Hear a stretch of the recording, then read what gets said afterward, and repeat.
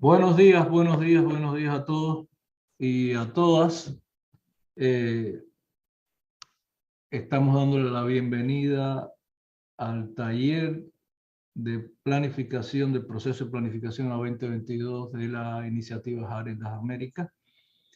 Y quisiera, como estamos utilizando una plataforma nueva, entendiendo que todos ustedes están dentro ya, pero quisiera pedirle a Marcelo, que es el manager de la empresa que nos está produciendo esta sesión, que nos explique cómo vamos a utilizar el sistema de Zoom en esta ocasión. Adelante, Marcelo. Gracias, Pedro. Buenos días a todos. Voy a compartir brevemente mi pantalla. Todos los participantes tienen que haber ingresado a esta sesión a través del link de links.stream.io/hearts que les lleva a esta página, donde pueden ver un resumen de todas las conferencias, los distintos speakers, el detalle de las distintas sesiones y demás. Y una vez que hacen clic en Join Lobby, les va a ingresar a el lobby del evento, donde pueden ver Home, con todas las sesiones que hay en el día, y el detalle en Sessions de las sesiones de cada uno de los días siguientes, y poder unirse. En el caso que fueran webinars, se va a habilitar la funcionalidad cuando el webinar comience, y en el caso de que son meetings, les va a decir Start, y ustedes se pueden unir en cualquier momento, a pesar de que va a comenzar en el horario pactado. Luego también en Itinerary pueden ver las sesiones que ustedes seleccionaron como favoritas, que están aquí. Siempre, si ustedes llegaron aquí es porque pudieron hacer estos pasos, así que también lo otro es que en el Home se va a estar transmitiendo la sesión principal. Y también hay un chat general donde pueden, durante todo el día o durante toda la conferencia, escribir sus comentarios, saludos y demás. Así que Pedro, vuelvo a ti, muchas gracias.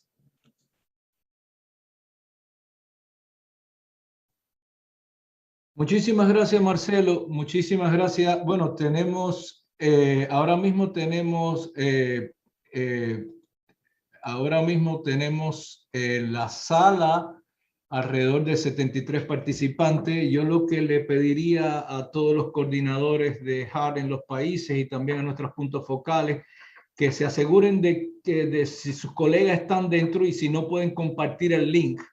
Se supone que se hayan registrado para esta sesión y podamos comenzar. Bueno, sin más preámbulo, yo le voy a pasar la palabra para que haga la introducción de esta sesión. Tengo el placer de presentar al doctor Ansel Hennis. Doctor Ansel Hennis es el director del Departamento de Enfermedades No Transmisibles y Salud Mental de la OPS.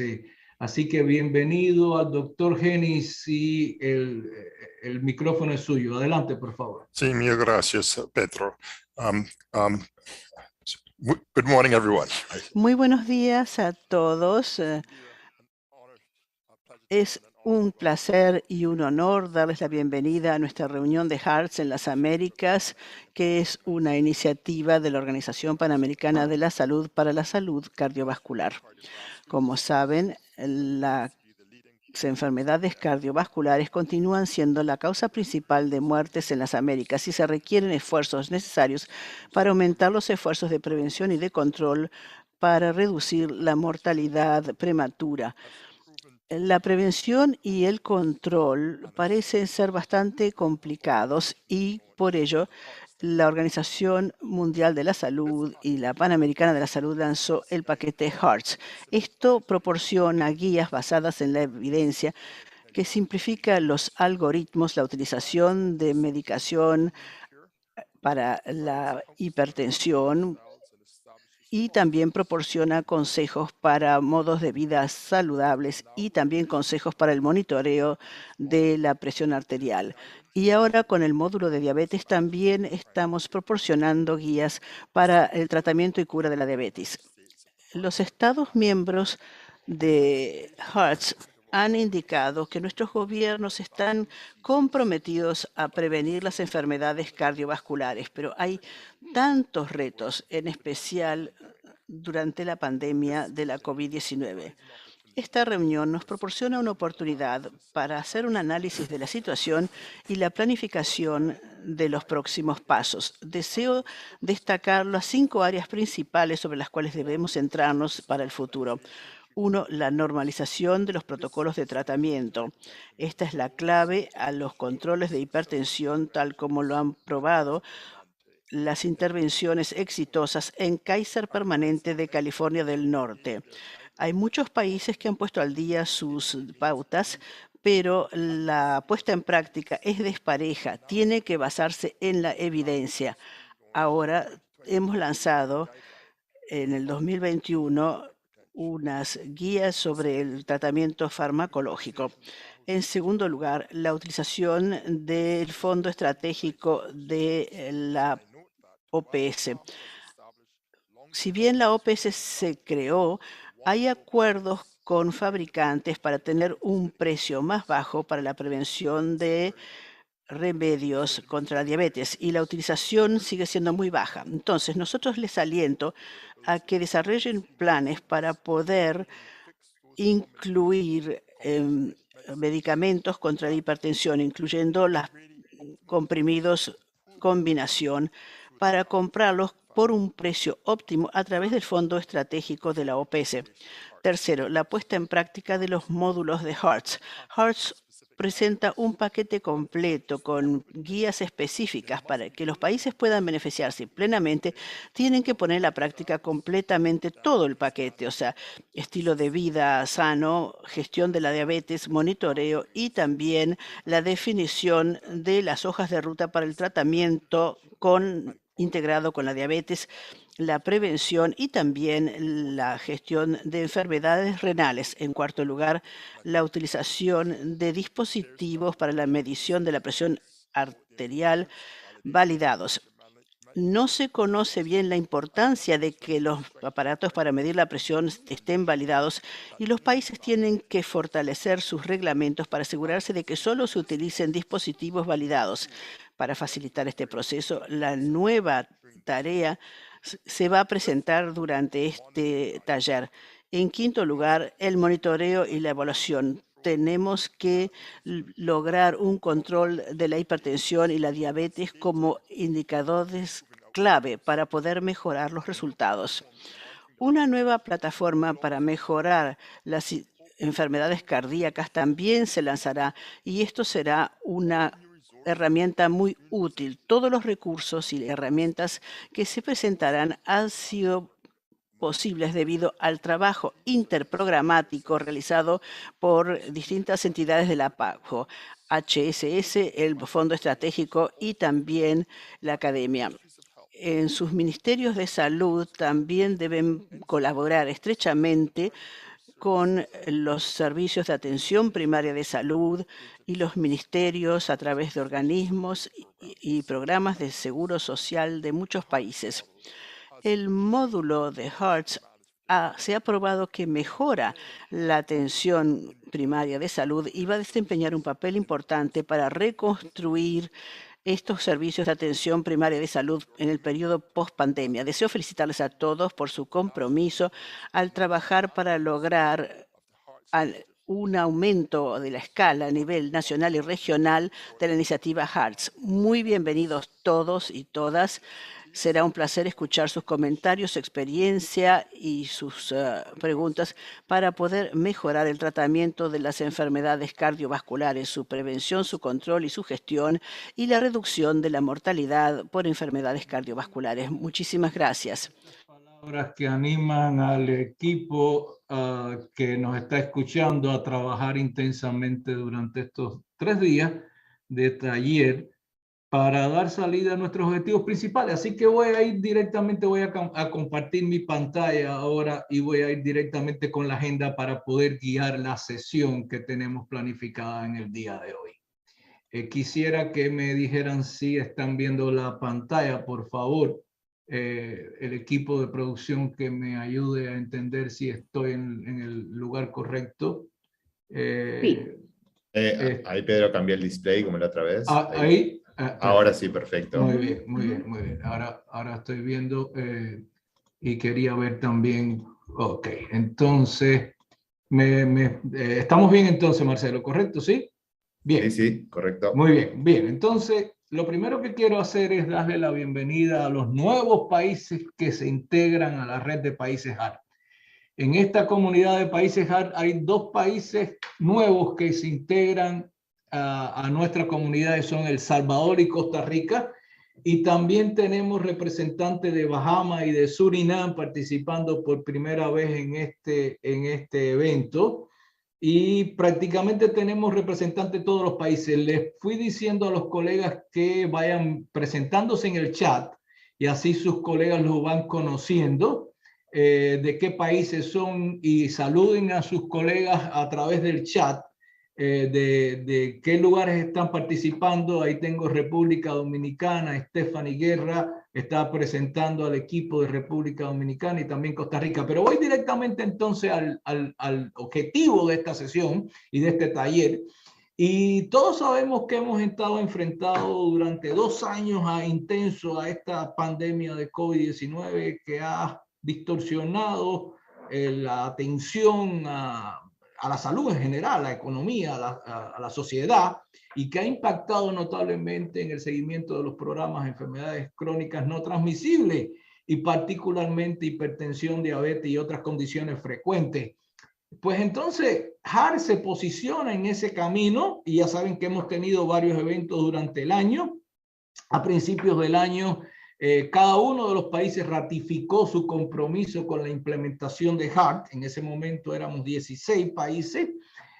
Ratificó su compromiso con la implementación de HEART y luego avanzamos entonces y tuvimos 2 eventos más, uno dedicado al tema de manómetros y nuestro compromiso de avanzar hacia un marco regulatorio regional y en cada uno de los países. Y también avanzamos en el tema de los protocolos muy recientemente. Y hoy en el taller de planificación, el objetivo entonces es ponernos de acuerdo cómo utilizamos el 2022 para recuperar el tiempo perdido y avanzar en objetivos concretos el primer objetivo es aumentar el número de centros que están implementando la iniciativa en este momento. En este momento tenemos 21 países, como decía, tenemos más de 1000 centros de atención primaria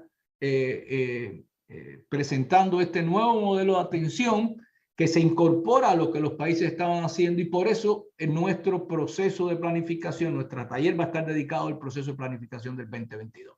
Fíjense ustedes, en el primer día, que es el día de hoy, miércoles 17, usted quiero que vean la pantalla, tenemos una sesión plenaria que va a estar dedicada al tema de los impulsores de hipertensión y a los índices de madurez y desempeño de HEART.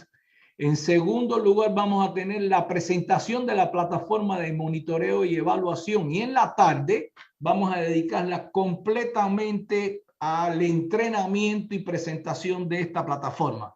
Yo entiendo que cada uno de ustedes tienen sus grupos de trabajo y que lo han visto ya, pero me voy a referir a eso a posteriori. El segundo día, que es el jueves mañana, vamos a comenzar el día recordando muy brevemente los avances que tuvimos en los protocolos de tratamiento y cómo vamos hacia la vía clínica en el manejo integrado de la hipertensión, la diabetes y otras condiciones clínicas.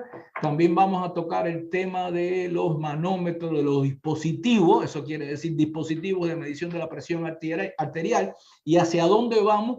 Y vamos a dedicar el final de la presentación plenaria de mañana a los recursos virtuales que tenemos en el campo virtual de salud pública de la OPS y que hemos trabajado en HART junto con ustedes, que son potentes herramientas para cultivar y construir capacidades en el primer nivel de atención. Y el trabajo del grupo de mañana, hay un grupo que se va a dedicar a la plataforma de monitoreo y evaluación, y también va a haber dos grupos que se van a dedicar al tema de los recursos virtuales. Ya tenemos los recursos virtuales que tenemos que hacer para optimizar su uso. Y el tercer día lo vamos a dedicar básicamente al tema de la implementación, o sea, cómo implementamos la iniciativa y cómo escalamos.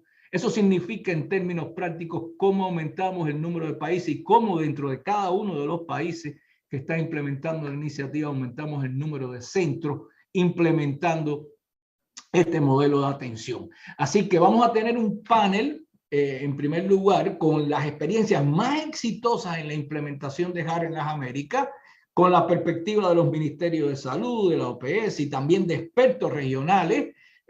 Ahí vamos a tener nuestros colegas del Fondo Estratégico de Medicamentos y también vamos a tener una parte para el tema de diabetes. Y en los grupos de trabajo vamos a estar mirando a partir de las propuestas que ustedes mismos hicieron, cuáles son los elementos principales hoy que actúan como cuello de botella y que hay que buscarle soluciones para la implementación de HART.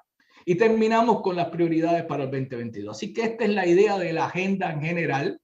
Y para el día de hoy, entonces, hemos comenzado con las palabras de nuestro director, que nos ha exhortado a implementar la iniciativa y a trabajar en los puntos claves para poder avanzar. Así que sin más preámbulos, estamos bien de tiempo. Yo quiero que miren de nuevo la agenda del día de hoy, que cada uno de ustedes identifique en qué grupo va a estar.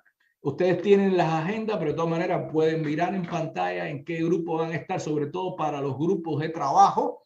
Y sin más preámbulos, le voy a dar la palabra al primer orador del día de hoy, que es el doctor Jeff Bressler, que ya lo vimos recientemente en un webinar dedicado a este tema, pero que va a presentar hoy los impulsores para el control de la hipertensión, sus conceptos y los índices de madurez y desempeño de HART. Quiero decirle a ustedes que en muchos países muchas veces preguntan, ¿dónde está la evidencia de esto? ¿Dónde está la evidencia del otro? Pues bueno, esta sesión del doctor Jeff Bressler de Kaiser Permanente en California, lo que intenta es dejar sentado el taller. Esta va a ser la base metodológica de todo lo que vamos a hacer en el taller durante los 3 días. Así que adelante el doctor Jeff Bressler con su presentación, Impulsores para el Control de la Hipertensión. Adelante.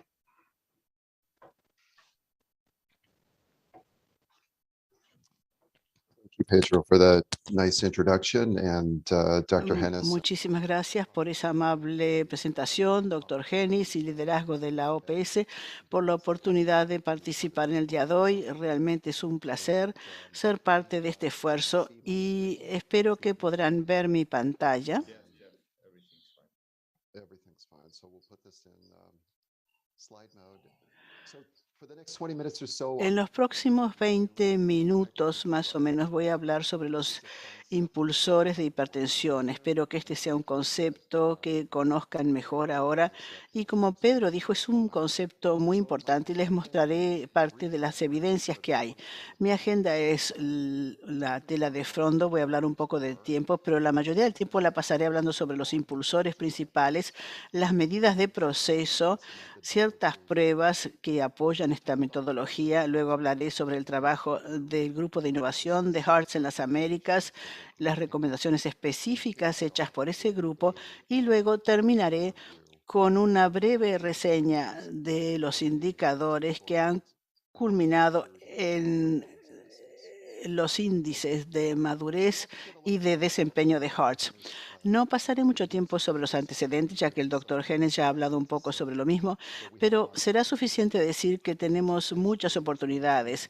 Las cascadas de hipertensión que ven ustedes aquí a la derecha muestran que el control de la presión arterial en la región de las Américas, solo 35% de las mujeres y solo 23% de los hombres lo han logrado, y eso tiene un efecto nefasto sobre la mortalidad por enfermedades cardiovasculares. Por ello, es más urgente tratar la hipertensión, y creo que esto debe ser mejorado por la metodología. El otro punto esencial, como también ya se ha mencionado, es que la OMS tiene una guía fantástica. Me parece que se basa en evidencias y nos ayuda en nuestros esfuerzos, y llena muchas brechas que teníamos en el pasado, incluyendo cuándo hay que comenzar el tratamiento con medicamentos, cuál es la importancia de la evaluación del riesgo cardiovascular en todos los pacientes, qué medicamentos deberían ser utilizados, cuál es la importancia de los medicamentos de dosis fija combinados, cuál debería ser la meta de presión arterial, la frecuencia de la evaluación, y por la primera vez ahora sabemos cuán rápido hay que seguir a los pacientes, y también la importancia del tratamiento por profesionales no médicos. O sea que son recomendaciones muy importantes que deben ser incorporadas en cualquier trabajo que hagamos en el futuro sobre la PA. El control de la PA se puede lograr. Han escuchado ustedes mencionar el ejemplo de Kaiser. Aquí tienen ustedes los datos del sur de California de Kaiser a la izquierda, donde logramos una mejoría de alrededor del 50% a más de 80% durante el curso de un decenio, y la experiencia de Canadá a la derecha, que esto es la mejor representación de la mejora lograda por un país completo, donde lograron un control de 50% a través de 2 decenios, con una disminución importantísima en todas las complicaciones causadas por la hipertensión. O sea que esto es buena prueba de que se puede lograr una mejora. Y entonces el tema que nos tenemos que preguntar es cuáles son las características de estos sistemas de salud que funcionan bien. Y lo que deseo destacar es que estos sistemas, además de centrarse sobre las medidas de resultado, que es el control de la PA, realmente logran un par de cosas adicionales. Identifican los impulsores adicionales clave, traducen a estos impulsores clave en medidas de proceso, y lo que es más importante, proporcionan datos y retroalimentación a los especialistas clínicos y a las clínicas en sí. ¿Cuáles son las medidas cualitativas? Según el abuelo de la calidad de atención de salud, Don Abedian, las tenemos en 3 categorías: estructura, proceso y resultado. Las medidas estructurales incluyen elementos como las características físicas. Las medidas de resultado son el resultado final del trabajo que estamos intentando realizar, y el efecto de la atención de salud sobre la salud de la población, en este caso el control de la PA de la población. Pero también hay que centrar la atención sobre la medición de los procesos, y esto se refiere al sistema de suministro de salud, que es lo que HEARTS está intentando lograr. Y algo importante de la medición del proceso es que está directamente bajo el control de la clínica o el proveedor, o sea que realmente es posible tener un sistema o una clínica o un médico responsable de los procesos. Tenemos que centrar atención sobre ambos, el resultado de las medidas, o las medidas de resultado, perdón, y la medición de los procesos. Las medidas del resultado son control y cobertura, y las medidas de procesos las detallaré en un instante. Para tener las definiciones, quería aclarar lo que significan estos elementos. Impulsores clave o primarios son los factores específicos o componentes del sistema que realmente impulsan el control de la PA. La medición de los procesos es la medida de esos impulsores clave. O sea que hablamos de estos en forma casi indistinta. Los impulsores son el componente, y la medición del proceso es la medición del proceso de esos impulsores. Les quiero dar un ejemplo del poder que tiene medir los impulsores y su puesta en práctica. Y lo haré bastante rápidamente, comenzando por una medición exacta de la PA sobre lo que hemos pasado bastante tiempo hablando. Miren el ejemplo de la importancia que tiene reiterar la medición de la PA cuando la inicial es elevada. El resultado ha mostrado que más de un tercio de las mediciones elevadas de PA van a normalizarse si simplemente se vuelve a controlar la medición de la presión. Esto es muy sencillo, pero no se hace en forma consistente.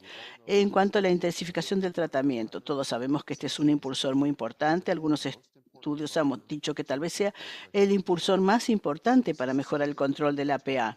Este es un estudio que muestra 25 sistemas de salud grandes en Estados Unidos y la aplicación práctica, el efecto práctico de aumentar la medicación. Sabemos que en las pruebas académicas hay beneficios significativos, pero en el mundo real las pruebas muestran que cada vez que se añade un medicamento, la presión arterial sistólica disminuye por 15 miligramos de mercurio.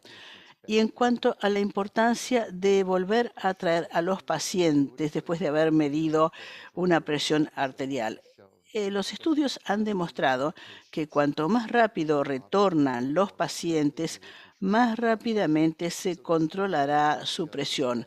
O sea que esto muestra que si se trae a los pacientes de nuevo dentro de un mes, entonces se controlará la presión entre 1 y 2 meses, pero cuanto más se espacie el retorno de los pacientes, más tiempo se demorará en lograr controlar la PA y a veces se puede demorar hasta un año en controlar la PA si el intervalo se amplía. Y esto tiene repercusiones importantes sobre los resultados cardiovasculares. Este es un estudio retrospectivo realizado en prácticas de atención primaria en el Reino Unido y parecería que hay un punto crítico de un poquito más de un mes. Si se traen a los pacientes nuevamente y se atrasa la titulación por más de un mes, entonces el riesgo incrementa. Entonces, esto no solo es un tema de números, sino que tiene también repercusiones significativas en el número de muertes por enfermedades cardiovasculares. Hemos hablado de la atención basada en el equipo, que esto lo recomiendan todas las guías, tiene que ser incorporado. O sea que este es realmente una recomendación de muy alto nivel por la Organización de las Américas, y esto se basa en un enfoque muy bueno hecho sobre las intervenciones para mejorar el control de la PA. La forma más eficaz de controlar la PA es tener un enfoque basado en el equipo con titulación basada en personal no médico. Esto también ahora se ha incorporado en la guía más reciente de la OMS, donde han sugerido que consideremos este enfoque con las salvedades razonables de que los no médicos sean supervisados por médicos que sean debidamente capacitados. Y la razón de esto es evidente. Hay un estudio muy poderoso recientemente publicado sobre hipertensión, donde se examinó la capacidad global, el suministro o la disponibilidad global de médicos de tratar solamente la presión arterial. Aquí vemos los diferentes niveles de ingresos de los países y diferentes número de visitas que se necesitan por presión arterial. Como pueden ver, es que en todos los diferentes recursos hay diferente nivel de médicos dispuestos a tratar la hipertensión. Y entre más importante, el mayor número de veces que se necesita ver el paciente. Una vez que se tienen 3 visitas por año, todos los países tienen a esos médicos. Estamos pensando también a otros que no son especialistas que se incorporan en el tratamiento. También el ejemplo del llenar o de dar de nuevo, autorizar de nuevo la receta del medicamento. Entonces el énfasis aquí es en alargar el periodo o el intervalo en que toma el medicamento el paciente. Entonces, si se puede aumentar de 30 a 90 días la cantidad de medicamentos que se autorizan en la receta, entonces se puede mejorar mucho la adherencia del tratamiento por parte del paciente. Entonces, una parte muy importante de la intervención ahora, como el riesgo o la evaluación del riesgo de la enfermedad cardiovascular tiene que ser incorporada, y es una fuerte recomendación de la OMS. Entonces, esto es una buena representación de por qué este enfoque es importante. Estos son datos de la colaboración Trialis del tratamiento para disminuir presión arterial, donde muestra un efecto mínimo en la reducción versus el riesgo de enfermedad cardiovascular. He colocado dos círculos en dos perfiles de reducción de hipertensión, pero con diferentes características. En la derecha, para lograr una reducción de 19 eventos en la población de alto riesgo, es decir, donde hay mayor riesgo, solamente se necesita rebajar, la presión sistólica de la población. Pero en el otro ejemplo hay que disminuirlo por 6 mililitros. Entonces, es un ejemplo de cómo el riesgo cardiovascular, la medición de ese riesgo es muy importante. Sabemos también de los diferentes ensayos clínicos, sobre todo el SPRINT, que muchos pacientes se benefician de un tratamiento más intensivo, y también el metaanálisis también demuestra que se puede evitar más eventos cardiovasculares incorporando la estrategia de análisis de riesgo de enfermedad cardiovascular, y no solamente los factores de riesgo. Claro que sí, también que la OMS anunció en el 2021, su anuncio nos da alineamientos que dice que debemos incorporar evaluación del riesgo y el de tratar de lograr una menor tasa sistólica en la medición de la presión arterial. Ahora, aquí también es importante que integremos y que tengamos un enfoque multicondición y multidisciplinario. En este caso, quiero demostrar la importancia de examinar todas las condiciones, no solamente presión arterial, cuando se habla de pacientes de alto riesgo. Entonces, por ejemplo, en la población de pacientes con diabetes, que es una población importante con alto riesgo, múltiples estudios de las últimas décadas han demostrado que necesitamos tener un enfoque multidisciplinario, en particular en el estudio UKPDS han demostrado que se tiene que considerar el control de las estatinas y presión arterial, incluso más importante que el control glicémico, para evitar tanto micro como macro complicaciones, micro o macrovasculares. Entonces, no solamente énfasis en los beneficios de la presión arterial, sino en esto también. Ahora, la pregunta es si este enfoque modulado funciona en el mundo real. Bueno, quiero darles un par de ejemplos acá. Esto fue un estudio al que me referí yo anteriormente, que examinó el proceso de medición controlada a través de los sistemas de salud en los Estados Unidos. Lo que quiero mostrarles aquí es la maravillosa oportunidad que cuando se comienza a ver los procesos de medición para medir y controlar la presión arterial. Aquí quiero recalcar algunos impulsores basados en evidencia que el estudio planteó, como por ejemplo, repetir el monitoreo o la medición del control de la presión arterial solamente se hizo en el 23% de los casos. La intensificación de los medicamentos solo ocurrió en 12%. El traer el paciente a una nueva cita en 4 semanas solo ocurrió en 35% de los casos. Y normalmente también esto combinado solamente ocurrió en 75%.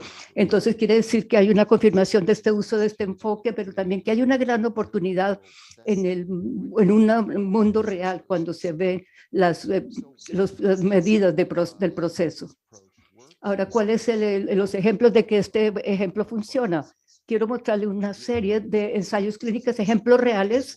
Esto es uno, el que se llama MAP, es la medición correcta y rápida en asociación con los pacientes, es el enfoque de la asociación de corazón de Estados Unidos. Ellos han visto 3 presiones: la precisión o exactitud de la medición de la presión arterial, la rapidez y también el cumplimiento con el tratamiento, y también el enfoque basado en retroalimentación con datos que se le dan a los proveedores cada 3 meses sobre estas medidas. Esto es lo que encontraron. En primero, se trataba de se vio que se estaba implementando en una gran población y también en una población que no tenía muy altos recursos. Esto es en Carolina del Sur. Lo que el estudio mostró es mejoras significativas en el control de la hipertensión y específicamente vieron una mejora en las medidas del proceso que hemos recalcado, principalmente la exactitud de la medición, donde se procura también una mejora y también intensificación del tratamiento. Entonces, si se mejora las medidas, se va a mejorar el control de la hipertensión. Ahora mencionamos el sistema de Kaiser permanente. Los clínicos e investigadores se han hecho la pregunta en los Estados Unidos: ¿podemos adaptar y adoptar este modelo en otros entornos? Lo que se mostró en un estudio hace un par de años dentro de una gran red de clínicas de red segura en el área de San Francisco. Nuevamente, esto es un lugar de recursos que no son de muy altos recursos en los Estados Unidos, pero realizaron un proceso excelente de medición también utilizando los impulsores por proceso. También enfocándose por columna, lo que se ve, los componentes del programa, que básicamente son los impulsores o conductores clave. Por ejemplo, protocolo de tratamiento basados en evidencia, visitas de los o chequeos médicos, también medición y también registro o retroalimentación con los clínicos principales. Si ustedes ven cómo Kaiser implementa esto, y también el sistema de clínicas de San Francisco lo implementa, como se ve en la columna a la derecha. Entonces, la implementación directa y adopción de estos impulsores clave. Lo que se encontró es que en el curso de 2 años, mejora significativa en el control de la hipertensión que se vio a través de todas las razas y grupos étnicos, incluyendo las mejoras en las medidas del proceso, incluyendo también la combinación de estos 2 modelos. Quiero pasar ahora a hablar rápidamente del sistema de Kaiser permanente. Esto es una diapositiva que ha sido reconocida por muchos de ustedes. Quiero enfocarme en el punto de inflexión acá en el 2005. ¿Qué ocurrió en el 2005? Para mejorar drásticamente las tasas de control? Las respuestas son dos conducentes: el uso de esa combinación de medicamento y una implementación amplia de un enfoque de seguimiento sistemático para que los pacientes sean revisados nuevamente en 2 semanas. Entonces, son 2 procesos claves, o impulsores más bien claves. Como pueden ver a la derecha, al extremo derecho, cuando se aumenta la combinación de ese tratamiento con el medicamento, hubo una correlación directa con el control de la hipertensión. Quiero mostrar cómo utilizamos la metodología del proceso de control en Kaiser.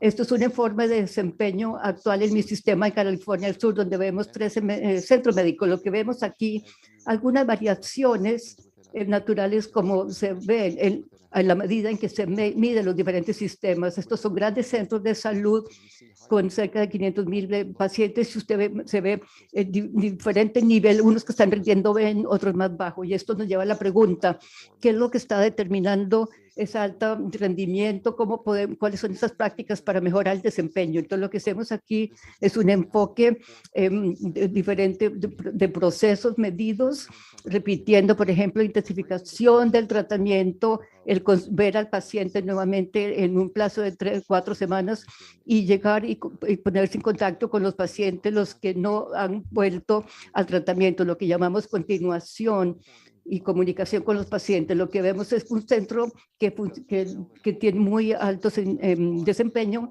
se desempeña muy bien en todos los procesos y por eso tienen alto desempeño con el control de hipertensión. Comparemos esto con centros de menor rendimiento. Lo que vemos aquí es un desempeño más variable y en los procesos. Sobre todo aquí nos podemos enfocar en qué medidas del proceso necesitan más atención. En este caso en particular, seguimiento del paciente, la continuidad de la atención también. Y podemos ver, por ejemplo, en estas áreas, y con esto podemos ver las áreas en que se tienen que concentrar. Ahora quiero concentrarme en el trabajo realizado por el trabajo de la HEARTS en las Américas. El grupo de innovación de HEARTS en las Américas fue un grupo con excelente colaboración de 12 países, como aparecen aquí. Fue también multidisciplinario, desde incluyendo especialidades como enfermería, atención primaria, hasta especializaciones. También representaciones de los ministerios de salud, la OPS también, y los diferentes encargados de las diferentes iniciativas de salud. Se hizo por un periodo de un año cada 2 semanas, o sea, fue muy intenso. Y nos enfocamos en 2 modelos básicos, los sistemas para monitorear, donde con módulos donde estudiamos los sistemas de alto rendimiento. Esta fue la culminación de ese trabajo, con una transparencia que contiene muchos datos, pero esto representa una una tarjeta de clasificación que identifica los conductores claves con sus recomendaciones correspondientes, que van desde el más alto nivel, que voy a repasar rápidamente. Tenemos objetivos relacionados con cada recomendación, con un sistema de puntaje adjunto. Entonces veamos los temas principales y voy a enumerar las recomendaciones de parte de este grupo. Bajo el tema de diagnóstico tenemos la precisión en las mediciones de hipertensión. Entonces se capacita el personal cada 6 meses, se repite la medición de la hipertensión en caso que haya sido elevada y solamente se utiliza dispositivos que hayan sido validados. Y para cardiovasculares utilizamos a pacientes y les evaluamos para el riesgo de las enfermedades cardiovasculares, y utilizamos también el tratamiento estándar con estatinas y otros medicamentos utilizados. Como ven, todas estas recomendaciones hay evidencia para apoyarlas, como se ve a la derecha. Bajo el tema de tratamientos, sabemos que debemos utilizar los protocolos establecidos con medicamentos específicos, que se debe utilizar también a veces de combinación o intensificación del tratamiento. Se convierte en una medida muy importante del proceso, que debe comenzar el medicamento del tratamiento de 2 a 3 meses de haberse diagnosticado la hipertensión según las guías de la OMS. Y debemos identificar los tratamientos cada vez que la presión sanguínea del paciente aumenta. Para continuidad de la atención, sabemos cuáles son los conductores o impulsores de la OMS cuando se ve un paciente con alta presión. Entonces se le da el seguimiento en 4 semanas. Para los pacientes de control se les debe ver cada 6 meses. Y luego a los pacientes de alto riesgo se les deben ver cada 3 meses. Estos incluyen los que tienen línea de base de enfermedad cardiovascular, otros de alto riesgo y otros. Y desde la perspectiva del sistema de la prestación de los servicios, tenemos este enfoque también basado en un equipo completo, o sea, trabajar con aquellos que trabajan en esto. Y aquí se trata de ver, por ejemplo, medición, cuál es la atención que se va a utilizar y el seguimiento que se va a dar con personal no médico. También dar seguimiento a esto, también la titulación de medicamento por alguien que no es especializado en el tema. Y esto se debe repetir cada 3 meses. Y la última, le presentamos aquí la evaluación del desempeño del sistema, donde se dan datos y se da esta presentación a todos los clínicos y a los proveedores de los servicios, y se hace todos los meses. Yo sé que esto fue muchísima información con muchos datos, pero esto lo vamos a preparar y lo vamos a colocar en 2 tablas diferentes de calificación. Primero es el índice de madurez, que incluye todos los indicadores en 5 niveles. Pero lo bueno de tener un índice único es que puede incluir a todos los índices y se puede ver la tendencia a través del tiempo. También tenemos el índice del desempeño de HEARTS, que también incluye los diferentes indicadores claves, por ejemplo, control en todos los pacientes, cobertura y control entre los pacientes hipertensos y control también entre todos los pacientes. Y como vemos, para el índice de desempeño, el índice también tiene un número para comparar, o sea, tenemos una buena forma para dar seguimiento. Sé que es mucho contenido para repasar, pero en conclusión quiero recalcar que para mejorar el control de la hipertensión, no solamente tenemos que identificar el resultado de esas medidas claves, pero identificar los conductores claves. Tenemos que traducir esos conductores claves en medidas de proceso y luego dar esa retroalimentación a los usuarios del sistema para que pueda ponerse en práctica. Muchas gracias por su atención y les deseo muy buena jornada hoy día. Por esta brillante presentación que estimula a que avancemos al próximo paso.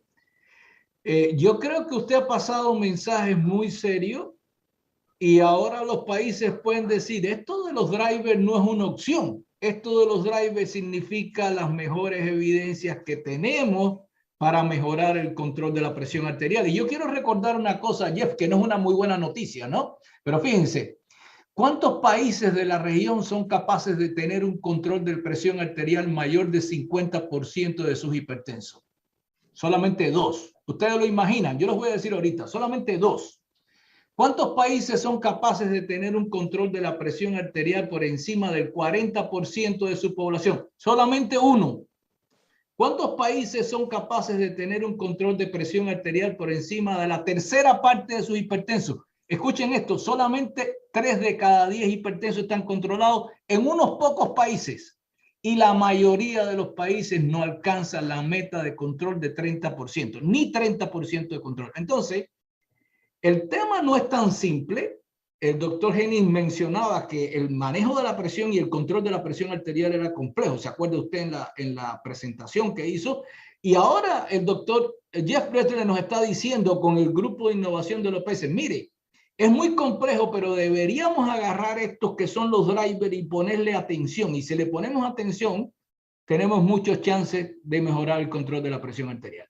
Y una de esas cosas que usted dijo anteriormente fue, si mejoramos los indicadores de proceso, tenemos muchas chances de mejorar los indicadores de resultado, mejorar el control, ¿no verdad? Y una de esas recomendaciones que usted daba fue, hagamos datos, tengamos datos, ¿no verdad? Y esos datos, si queremos aumentar el chance de mejorar el control, deberíamos ser capaces de poderlo evaluar cada mes. Y entonces por eso yo voy a presentar ahora y después vamos a venir a la sesión de preguntas y respuestas a nuestros colegas de datos que van a presentar hoy la plataforma de monitoreo y de evaluación de HART, que va a ser el complemento y la versión práctica de esto que Jeff Breslin ha dicho ahora mismo. Así que yo estoy presentando a continuación a Ángelo Gamarra y a Patrick Prado, 2 de los consultores de HART de nuestro equipo de datos de HART. Adelante, Ángelo Gamarra, para presentar la plataforma. Adelante. Gracias, Pedro. Muy buenos días con todos y todas. Ángelo Gamarra, aquí del equipo de datos, presentando con Patrick la plataforma de datos y en general el sistema de monitoreo y evaluación. Déjenme compartir mi pantalla. Ok. Ahora vamos a entrar en materia. El tema de monitoreo y evaluación y en específico el tema del sistema de información va a entrar y va a ocupar la agenda del día de hoy, tanto ahora en los primeros minutos como también en la siguiente actividad que es con los subgrupos en la cual vamos a profundizar aún más. Pero antes de entrar en el tema y pasarle la palabra a Patrick, hagamos un pequeño ejercicio muy rápido para introducir el tema. Veamos la siguiente imagen. Bien, ¿qué ustedes pueden ver en este gráfico o en este dibujo, ¿no? Que decimos, ¿tener datos? ¿Para qué? Si vamos en buen camino, cuando no se tiene una visualización completa a dónde se va, ¿no? Usted ve que el barco es el proyecto, el programa, y si no se tiene una información que acompañe, que nos logre medir el desempeño, el camino que tenemos, entonces tenemos solo una caída libre y no tenemos ninguna idea de dónde vamos a llegar. Bien, tengan esta imagen en mente para la siguiente pregunta que le vamos a hacer. Y esto lo he tomado de una radio peruana que dice, su opinión importa. Bien, para este ejercicio, usted puede tomar su celular o también su laptop, si usted prefiere, una tablet, cualquier dispositivo conectado al internet. Y usted va a ir a esta página web que se llama www.menti.com y va a insertar el código que usted ve en pantalla, 50641848. Déjenme ponerlo más grande. Ahí lo tienen en la parte superior y también mi compañero Libardo lo va a poner en el chat. Por favor, entren a sus celulares o a sus laptops en una pestaña nueva y vayan a www.menti.com y pongan el código 50641848 y ustedes van a poder ahí ver la pregunta que queremos abrir para esta parte del taller, que es, en una palabra, ¿por qué es importante tener datos en nuestro programa? Ustedes lo van a poder ver con las traducciones, ¿no? En inglés y también en portugués. Muy bien, ahí vamos viendo las respuestas que van llegando. En la medida en que se van conectando, van a ver cómo evoluciona esta nube de palabras. Tenemos progreso, y como progreso se repite más veces, es más grande la visualización. Muy bien, no data, no honey. Nos gusta eso, ¿eh? Monitorización, impacto, seguimiento, retroalimentación, metas. Muy bien, decisión, análisis, medición, evaluar los avances, auditoría.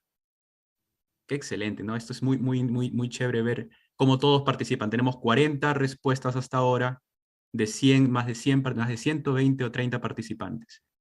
Ven, desempeño, evidencia, muy importante, no solo colectar y analizar la información, sino el uso de la información, como se menciona en algunas, con decisiones, cuando decimos los resultados, la eficacia.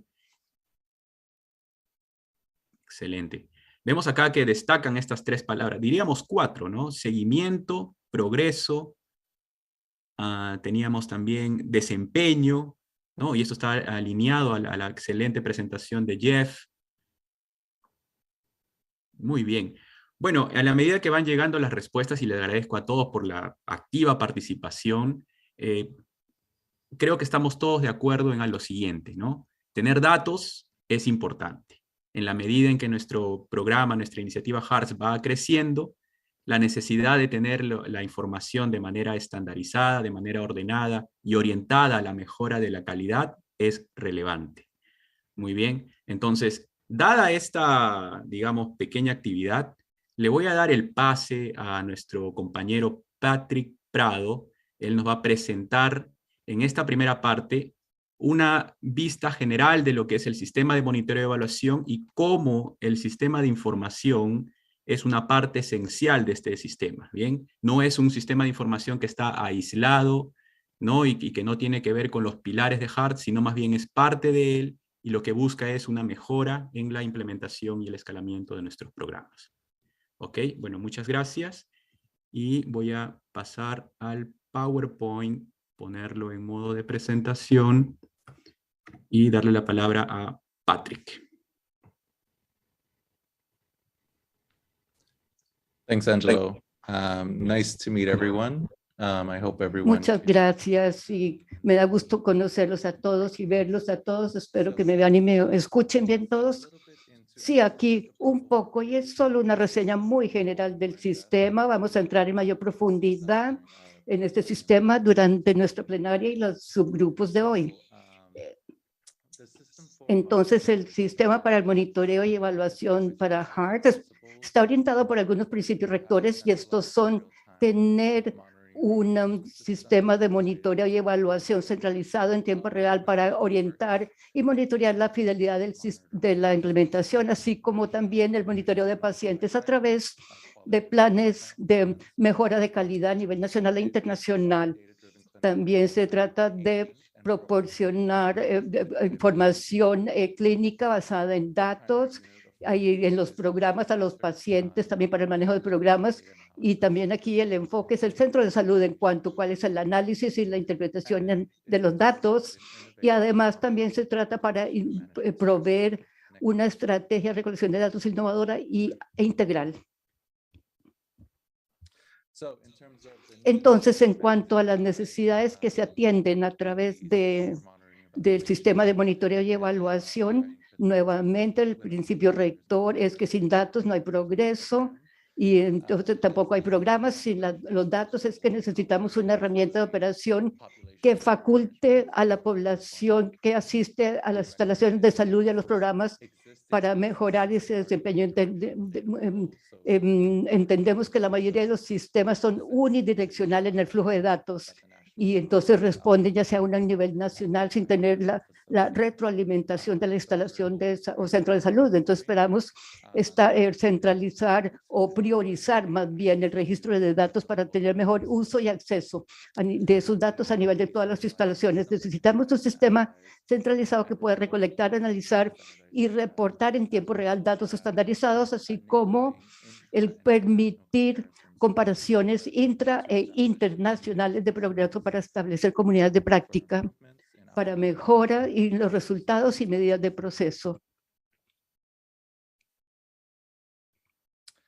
Our objective Ahora, los objetivos, como mencioné anteriormente, es el monitoreo y evaluación basado en los centros de atención de salud para proveer información estandarizada en tiempo real para conducir e impulsar mejoras en el desempeño y los resultados también. Los datos más innovación y integralidad en los datos que sea bidireccional. Queremos que este sistema puede identificar de inmediato y mejorar esas brechas o lagunas en desempeño y sobre todo entre los diferentes centros de salud. Con esto esperamos que este sistema mejore todo lo que es el progreso y comparación a nivel nacional, subnacional y regional en cuanto a las diferentes medidas de rendimiento, así como para permitir también la identificación rápida de necesidades y también poder atender a todo nivel. De manera que, como Jeff y otros han mencionado en esta presentación, la mejora en el riesgo de la atención de la enfermedad cardiovascular es multifactor. Es una combinación a nivel individual, comunitario y estructurales, que son factores que inciden también. Y vemos que este sistema puede recopilar todos estos factores, recoger información sobre todo esto. O sea, a nivel individual, el enfoque se encuentra entre la interacción a través de la recolección de medidas de control y de resultados que finalmente da lugar a un registro que se va a entrar a la herramienta DHIS, o sea, el sistema que va a ser utilizado para colectar las bases de datos agregados. Luego, las características a nivel comunitario obtenido de los censos y también de registros de pacientes ambulatorios que reflejen composición demográfica dentro del área de captación, así como el estado socioeconómico y demográfico diferente de las comunidades también, y raza también, factores a nivel estructural como las medidas que mencionó Jeff, estructurales, así como la disponibilidad de médicos, trabajadores comunitarios de salud, también disponibilidad de los medicamentos, laboratorios, farmacias y en los sistemas de información de salud. Y esperamos nuevamente recolectar todo esto, incorporarlo en el sistema de HIS como la plataforma de recolección de datos, donde se va a tener una tabla de mando automática para poder conectarse nuevamente y comunicarse con el centro de salud, visualizarlos y poder entregar esos datos en tiempo real. Y además de esto, también van a haber informes que se presentan en la tabla de mando también para estar disponible para el Sistema Nacional de Salud. Nuevamente, finalmente, de estos datos que están disponibles, finalmente esperamos lograr un control equitativo y mejor de la hipertensión. Entonces, las consideraciones para este sistema es un análisis de recopilación de datos en tiempo real, se centra en la utilización dentro del centro de atención primaria, pero también se puede utilizar en niveles superiores del sistema de salud. Es un sistema que apoya la práctica de las comunidades y el aprendizaje dentro y entre países, y también funciona con los sistemas locales de reporte. No es una solución para los problemas que pueden tener los países para la recopilación de datos. En el tercer día hablaré sobre eso, como lo dijo Pedro, para ver cómo es posible utilizar este sistema. No es un sistema que recopila datos individuales o a nivel de línea, o sea que no hay ninguna identificación de los pacientes y tampoco se trata de un informe y flujo de datos unidireccional. Una visión de conjunto de los módulos que están alineados al diagrama que mostré antes.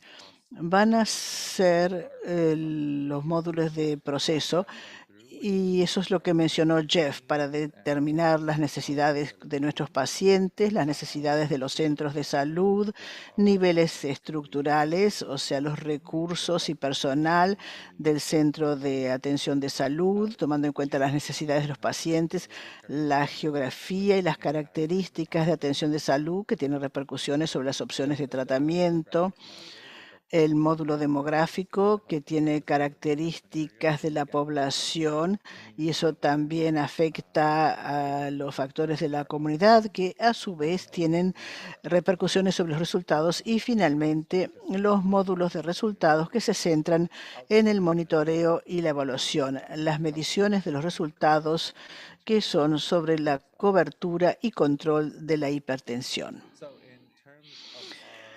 En cuanto a nuestro índice de desempeño HEARTS, tenemos los resultados de indicadores de cobertura y control para los pacientes hipertensos, como también para los pacientes hipertensos y con alto riesgo de cardiovascular.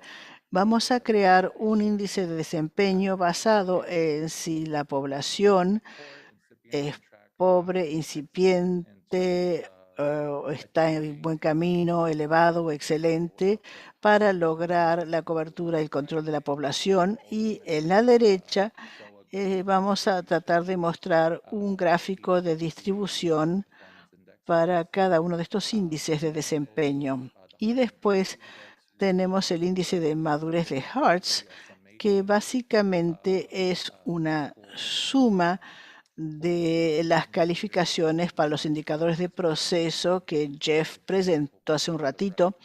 Y a la derecha esperamos poder mostrar una distribución de los centros de salud por nivel de madurez a nivel nacional para darles una idea sobre cómo les está yendo y qué progreso se ha logrado con estos dos índices.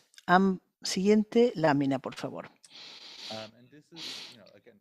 Una vez más, esta fue una breve reseña. Vamos a entrar en más detalles más adelante, pero esta es una breve reseña del software DHIS2 que fue preparado en Sudáfrica post-apartheid y ahora es un proyecto de fuente abierta coordinado por la Universidad de Oslo. Hay 73 países del mundo, o sea que esto representa un 30% de la población mundial. La mayoría de ustedes están utilizando alguna forma de HIS2 para informar, tal vez para otras enfermedades. Se presenta en forma gratuita para el bien público y es fomentado por la OMS. Y creo que esa fue mi última lámina, Angelo. Muchísimas gracias. Muchas gracias, Patrick. Bien, solo antes de darle la palabra a Pedro, bueno, gracias por el detalle. La intención de esta presentación es ofrecer una introducción a lo que es el sistema de monitoreo y evaluación y en específico al aplicativo, ¿verdad?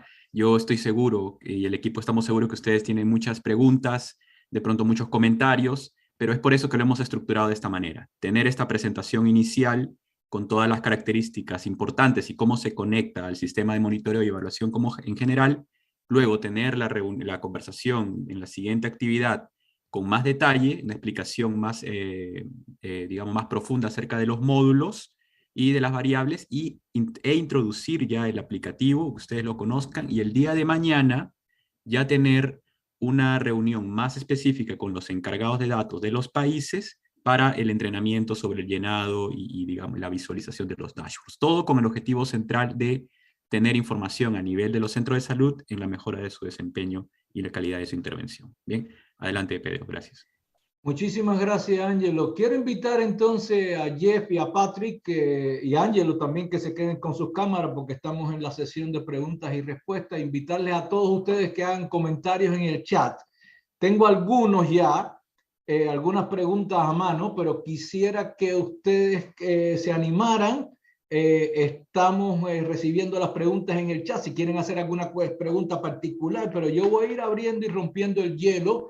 Y por supuesto, ¿quién mejor que Jeff para contestar esta pregunta? Jeff, hay preguntas todavía y hay países o grupos que se resisten a tener protocolos estandarizados de tratamiento. Y lo que entendimos por lo que usted explicó, que una cuestión clave en los resultados de Kaiser permanente y definitivamente mostrado en evidencia es tener un protocolo estandarizado. ¿Usted pudiera referirse a la ventaja de un protocolo estandarizado, una vía clínica como estamos haciendo en HEART, y versus tener solamente guía de práctica clínica. Hay países que están diciendo, no, pero nosotros tenemos nuestra guía de práctica clínica, no necesitamos un protocolo. ¿Usted pudiera enfatizar en ese problema, por favor?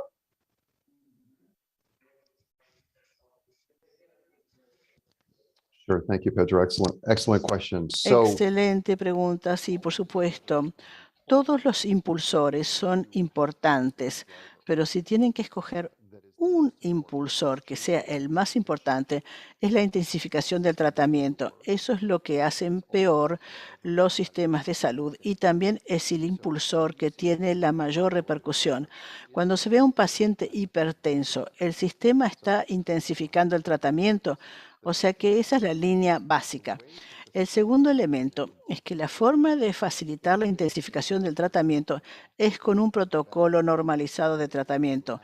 Esa es la mejor forma para que cada vez que se vea un paciente, si hay un protocolo normalizado de tratamiento conocido por todos, las posibilidades de que se intensifique el tratamiento va a aumentar. Y lo que es muy importante, si quieren pensar en apalancar el sistema con personal que no sea médico, con enfermeras, farmacéuticos, etcétera. La única forma de hacerlo es teniendo un protocolo normalizado que se pueda hacer en forma segura. O sea que esta es la forma más eficaz de hacerlo y la mejor forma de apalancar el sistema.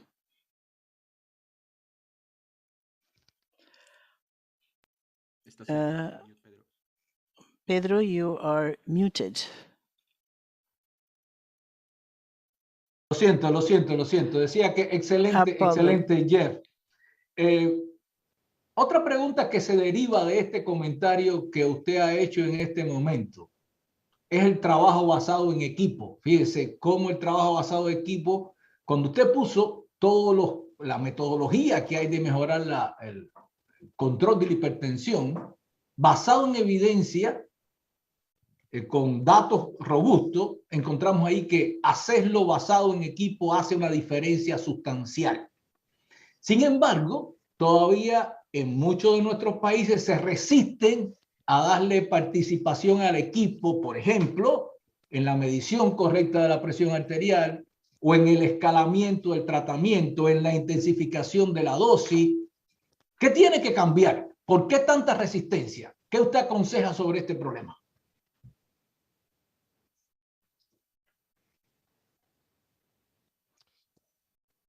right. Thank you. I think the answer. Sí, creo que la respuesta a veces está vinculada al entorno cultural, histórico, dentro del cual operan los sistemas. Y sabemos que si un sistema está habituado a hacer cosas de una forma, va a continuar haciendo las cosas de esa misma manera. La atención basada en equipos ha sido probado. Sabemos que hay retos, por ejemplo, en cuanto a la titulación de los medicamentos por no médicos, pero tenemos 3 recomendaciones. 1, medición por parte de personal no clínico. No queremos que las enfermeras pasen su valioso tiempo midiendo la presión cuando una persona no clínica podría hacerlo. Hacer que el paciente retorne para una visita con un no médico es algo que se puede hacer prácticamente en todos los sistemas. Y ese fue un tema clave en Kaiser. Y la visita para medir la presión sin el médico, esto libera capacidad y realmente facilita el flujo de trabajo. Y la titulación de tratamiento por no médicos. En nuestro sistema hemos visto que los trabajadores de salud hacen la titulación mejor que los médicos porque siguen un protocolo más estricto. Los médicos hacen lo que quieren, pero las enfermeras y otros personal de salud siguen más de cerca los protocolos. O sea que realmente habría que centrar la atención sobre esos 3 elementos y sea cual sea el entorno regulatorio, habría que tener como aspiración moverse hacia esos 3 sentidos. Espero haber respondido a la pregunta. Y tal vez el último comentario, Pedro, es que todos los cambios son incómodos y este es un escenario clásico. Cuando comienzan a efectuarse cambios, y esta es la belleza del proceso de mejorar la calidad, llevar a cabo un pequeño cambio. Entonces los médicos y el personal clínico se tornarán más cómodos a lo largo del tiempo, especialmente cuando empiezan a ver resultados. O sea que la clave del éxito es establecer el cambio, tener retroalimentación del desempeño y ahí verán que es algo más aceptable. Creo que muchas gracias, Jeff. Creo que lo hemos dicho muchas veces. Si usted está esperando resultados diferentes, pero quiere seguir haciendo las cosas de la misma manera, pues probablemente usted mismo llegó a la conclusión. Estamos diciendo, fíjense ustedes, yo quiero decir, porque los números asustan.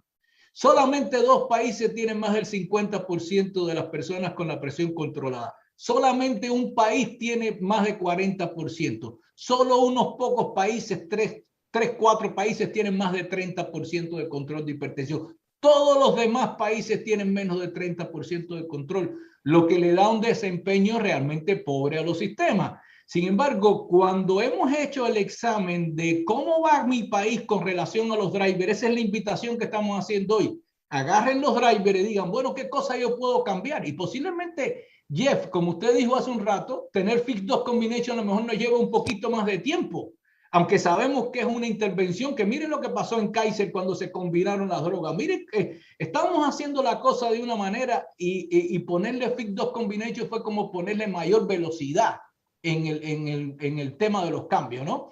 Tengo una pregunta más, Jeff, para usted aquí, y es que comente un poco más, dice uno de los colegas que están participando, que se refiere un poquito más al control de la presión arterial en los altos riesgos y en los diabetes. Y si solamente 130 de sistólica y por qué no la diastólica cuenta en la misma medida. Adelante. Sure. So excellent question and one that Excelente pregunta y una pregunta que ha generado mucha controversia. Las guías cambian, pero pienso que la OMS realmente fue excelente a mirar estrictamente las evidencias. La base de evidencias para que haya un control más intensivo para los pacientes de alto riesgo prácticamente se basa toda en la presión sistólica. Por ejemplo, SPRINT, que era una población de riesgo, era una prueba de presión sistólica. El examen chino más reciente, el estudio chino más reciente también se basaba en la presión sistólica. O sea que la base para mejorar con más intensivo versus menos intensivos ha sido con la presión sistólica. Hay pocos datos para la presión diastólica. Y si miran ustedes los cuadros que ellos prepararon, prácticamente no hay ningún estudio de valor que muestre que la presión diastólica de 80 está bien. Hay datos para una prueba que se ha utilizado una vez, pero la gran mayoría de las pruebas está en la presión sistólica, porque cuando se llega a 55 o 60, la presión sistólica va a disminuir. La OMS, a mi juicio, de forma muy correcta, ha centrado su atención en la presión sistólica. Muchísimas gracias, muchísimas gracias. Tengo más preguntas, pero esto nunca terminaría y vamos a tener los grupos todavía. Por eso le estoy dando más oportunidad a Jeff que al equipo de datos. También tengo preguntas de datos porque vamos a ir a la discusión de los grupos, ¿no? Pero resérvese ahí porque tengo un par de preguntas también para los datos. Pero antes quiero terminar ahora sí con la última pregunta para Jeff. Jeff, tienes muchas preguntas, así que lo siento mucho que la gente está preguntando tanto, pero eso quiere decir que dice, bueno, comente un poco más sobre esto de la prescripción a 90 días, que es mejor que la prescripción a 30 días. ¿Esto es solamente una solución en época de COVID o esto debiera ser una solución que estemos poniendo en práctica después, incluso después del COVID? Adelante.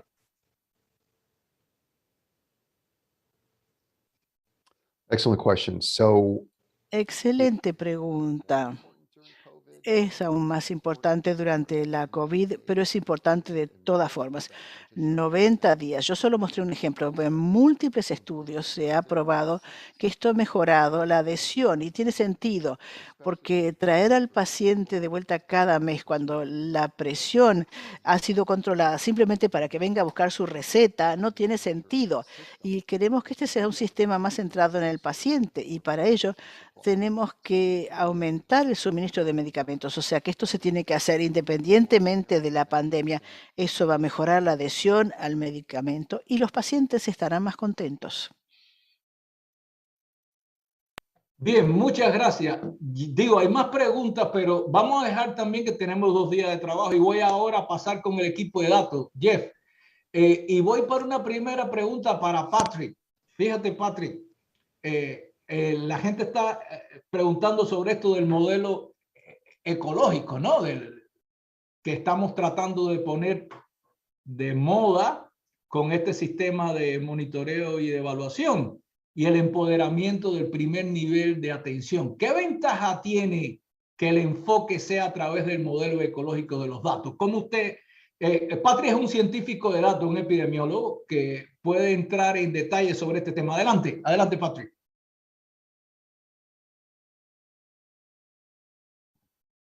Sure. Thanks, Pedro. I think Pedro, yo creo que tal como lo mencionaré Jeff y como hemos visto en las presentaciones, en realidad, como ya mencioné antes, los impulsores para el control de la hipertensión son multifactoriales y hay niveles múltiples que van más allá de la interacción paciente-doctor. La interacción doctor-paciente podría llevar a resultados mejorados en sí, pero lo más probable es que son un conjunto de factores estructurales y nivel de la comunidad que también afectan la posibilidad de que se vean a los pacientes la necesidad de recetar, si va a haber una intensificación del tratamiento, hay que disponer de recetas médicas.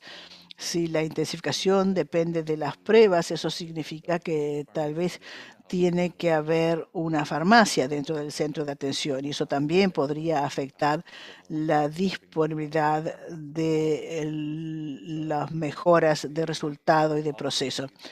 O sea que todas estas mejoras y todos estos indicadores realmente dependen de una lista de factores que no es solo la interacción doctor-paciente. Y esperamos poder captar esto en nuestro sistema y poder informar al respecto, como también abogar a favor de estos procesos e indicadores sobre los resultados. Muy bien, Patrick. Esto me lleva a mí a una provocación también, ¿no? ¿Verdad?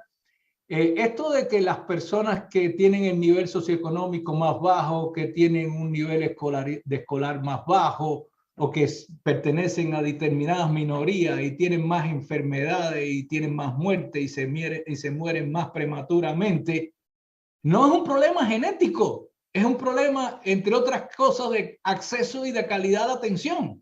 Y entonces no podemos esperar que comunidades totalmente vulnerables, además de eso, tienen mala calidad de los servicios, porque estructuralmente tienen mala calidad, porque los procesos no se hacen con buena calidad, porque tienen menos médicos, porque tienen menos recursos, porque tienen menos medicamentos. Entonces, es lógico que los más vulnerables tengan tasas más altas de mortalidad y de eventos y tasas más graves de enfermedad. Así que por eso el modelo socioecológico es tan importante también si queremos transformar el tema de la equidad en una variable importante para el manejo de programas como este. Así que me provocó decir esto a partir del modelo socioecológico, pero sí, vamos a identificar, Patrick, que vamos a poder comparar.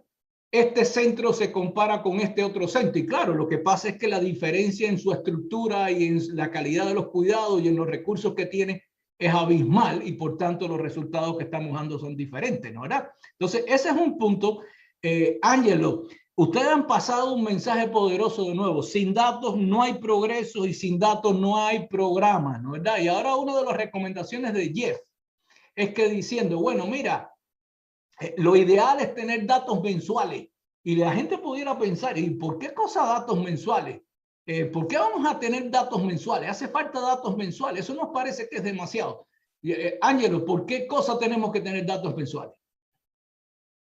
Gracias, Pedro, por la pregunta. No, en realidad creo que la respuesta cae por su propio peso, ¿verdad? La importancia de tener información actualizada de acuerdo a los indicadores que ya se mencionaron previamente de acuerdo al scorecard.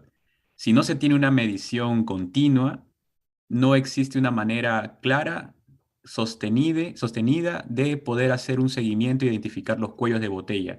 Si para algunos casos nosotros tenemos una medición que ocurre después de 4, 5, 6 meses, las acciones correctivas quedarían ya muy rezagadas con respecto a la identificación del problema. Entonces, lo que vamos a ver nosotros en los módulos o en el aplicativo es que existe una temporalidad para cada una de las variables. No se están pidiendo indicadores mensuales solo porque nos gusta tener información continua, sino porque es específicamente esos indicadores, tener información mensual es importante para mejorar la calidad del desempeño.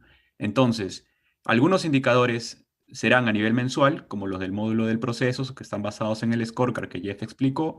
Hay otros que están a nivel semestral, otros que están incluso a nivel anual, ¿no? Que son información que viene de datos secundarios que no merece tener una revisión tan frecuente y ni sobrecargar a los centros de salud revisando esta información, pero sí importante de revisar en un periodo más allá, como 6 meses o anual, ¿no? Entonces, hay una justificación individual para la temporalidad de cada indicador y eso también lo vamos a ver en la tarde o mejor dicho, en la siguiente actividad en los trabajos de grupo. Entonces vamos a dejar la mesa sentada, ¿no verdad? Para un buen trabajo de grupo.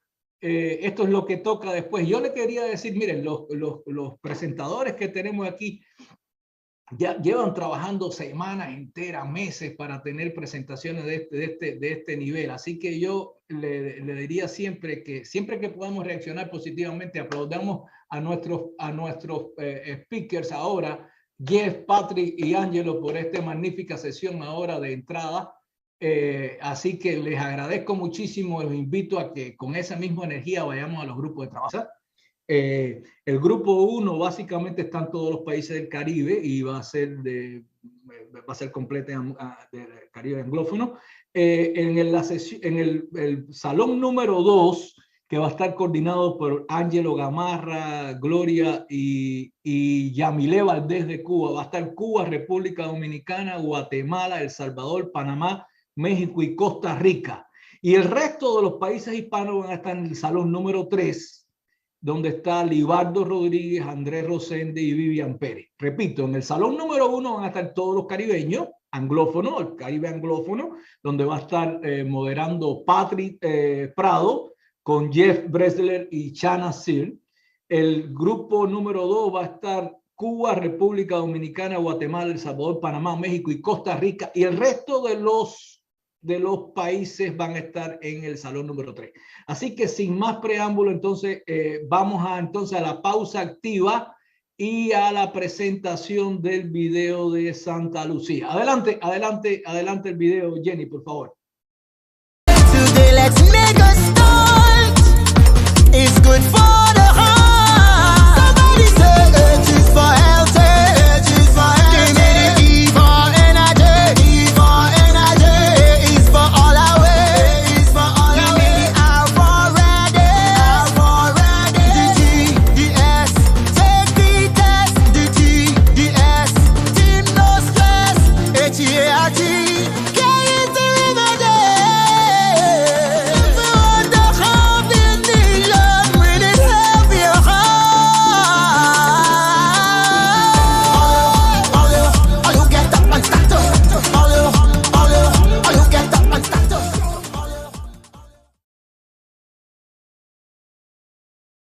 Sí, cómo no, Jenny, adelante. Me está pasando un mensaje, Jenny, que quiere mostrarles además cómo se va a la sala. A ver, adelante, Jenny. Adelante, por favor.